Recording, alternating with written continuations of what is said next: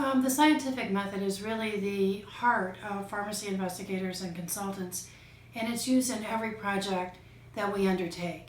And the reason that the scientific method is so important is that when you're proving kind of who the bad guy is, you've got to prove it to prosecutors, ultimately to prosecutors and a judge and a jury. So what you want to do is make sure that you've gone through a scientific approach in order to come up with certain suspects within pharmacy fraud.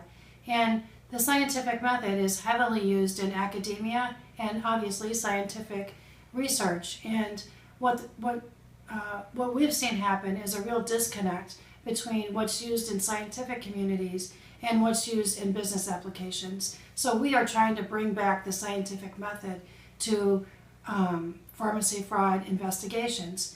Now, the scientific method has 6 key steps. You need to ask a question, you need to do background research, you need to construct the hypothesis, you need to test your hypothesis by doing an experiment, you need to analyze your data and draw a conclusion, and then you need to communicate your results.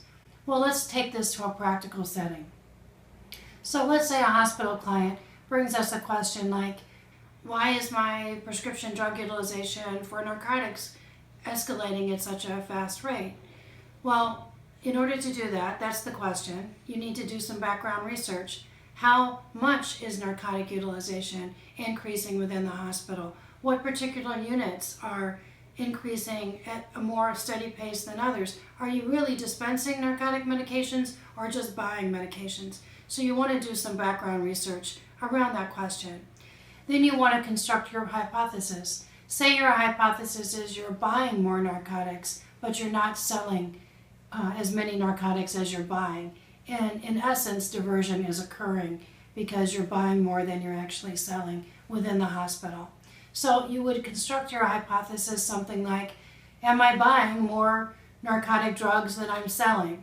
Then you'll want to test your hypothesis. And one of the ways we can test that hypothesis is to do an inventory analysis where we actually go in and look at the prescription, the medication that you're buying and the medication that you're dispensing. Once we have looked at,